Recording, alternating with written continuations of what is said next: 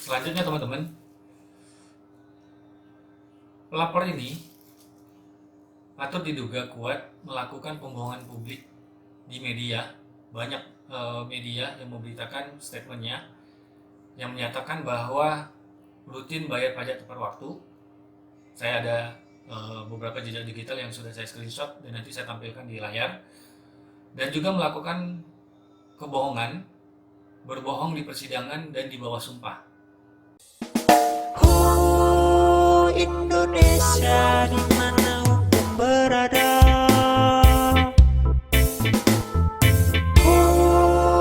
Indonesia sedang darurat hukum keadilan. Ya, karena pada saat beliau ini menjadi saksi pertama yang dihadirkan di persidangan sebagai saksi pelapor. Pada saat saya dikasih kesempatan untuk bertanya, saya mau menanyakan kepada beliau. Pertanyaan saya seperti ini. Saya membaca di beberapa media bahwa saudara saksi menyatakan rutin bayar pajak tepat waktu. Apakah itu maksudnya saudara saksi tidak pernah nunggak pajak? Saya tanya seperti itu. Dan dijawab oleh saksi pelapor ini, iya katanya gitu kan.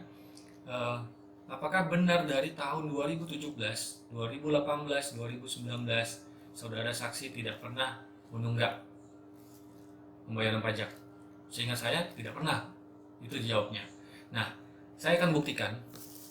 Sebenarnya bukti ini sudah kami lampirkan sebagai salah satu dari sekian banyak bukti yang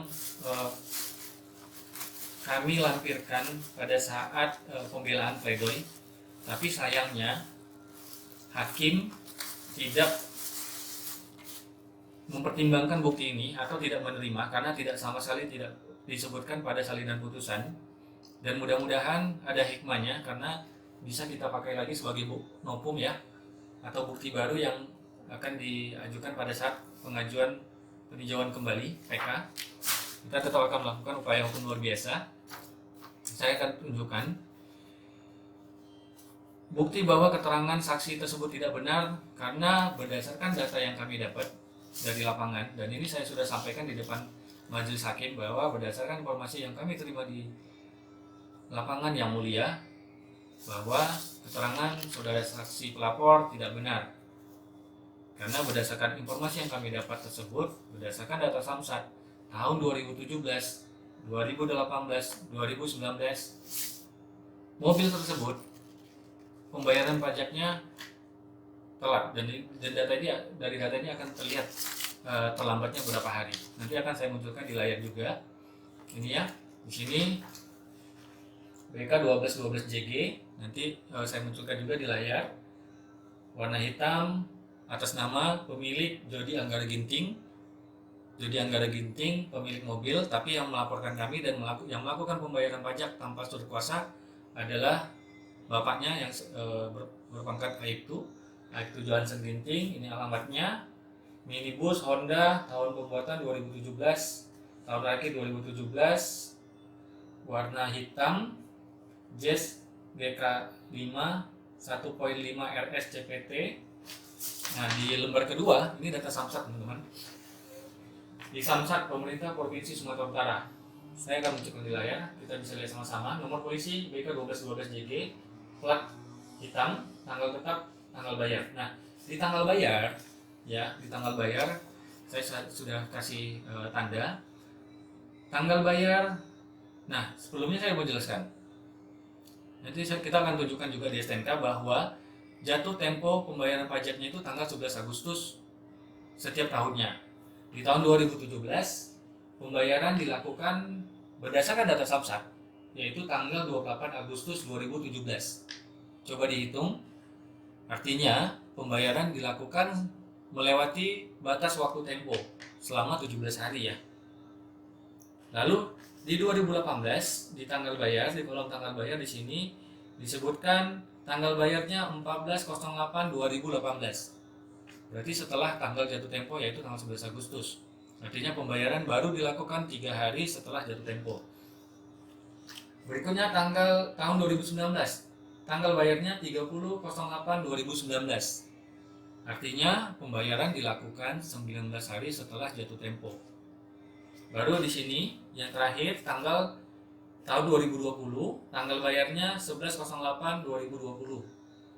Ya, dilakukan berdasarkan berita acara klarifikasi pembayaran pajak dari PT Bank Sumut, dilakukan pukul 09.08 WIB atau setelah video live streaming kami yang mulai pukul 7 dan berakhir di pukul 8.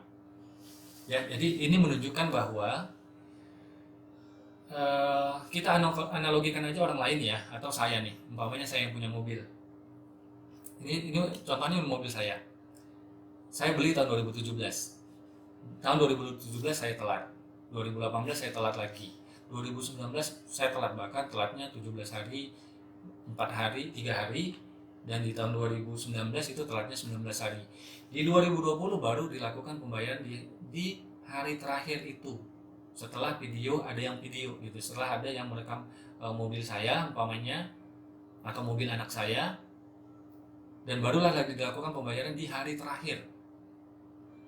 Dan ini menunjukkan bahwa saya, artinya kalau saya yang punya mobil dan datanya seperti ini, data dari Samsat, artinya saya terbiasa menunggak pajak. Ya, karena selama 3 tahun berturut-turut, 2017, 2018, 2019, telat bahkan hingga 19 hari.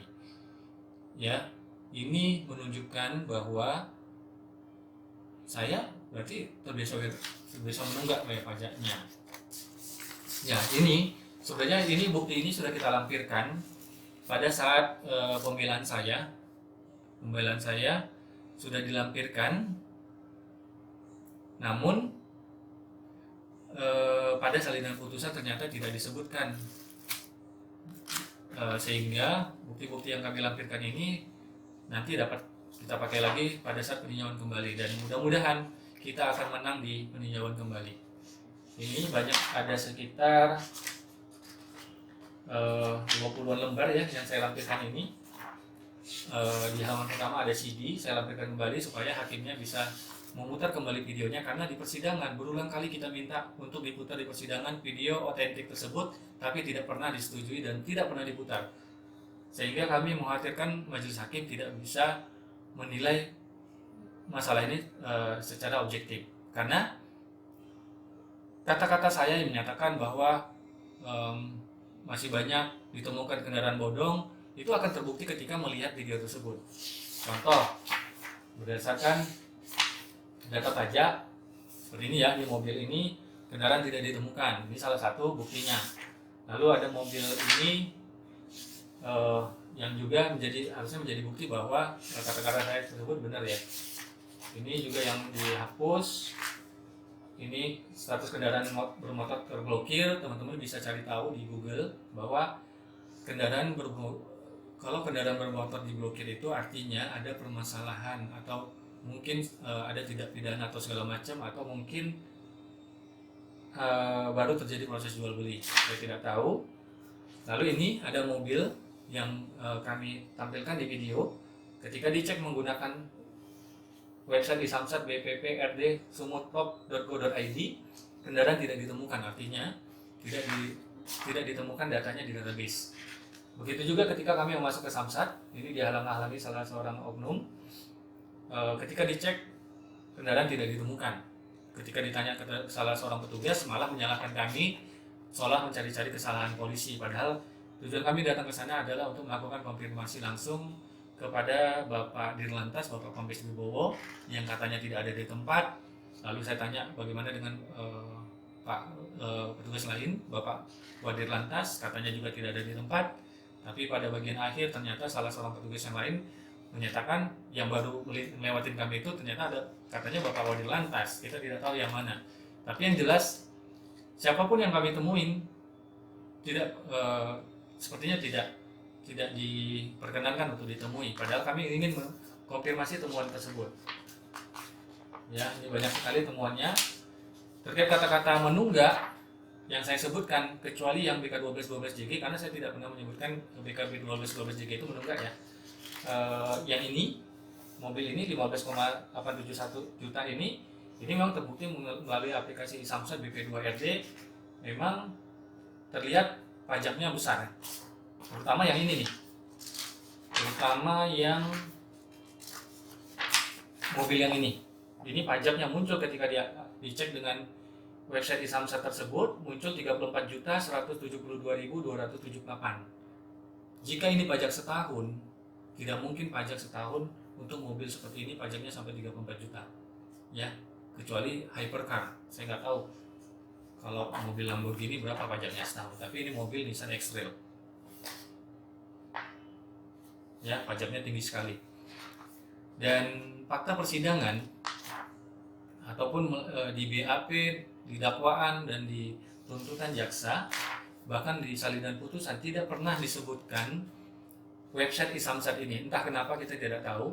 Padahal kami menggunakan dua aplikasi, dua media yang kami pakai, website Isamsat dan USSD bintang 368 bintang 117. Tapi fakta ini tidak pernah diungkapkan di persidangan bahwa kami menggunakan dua aplikasi, ya.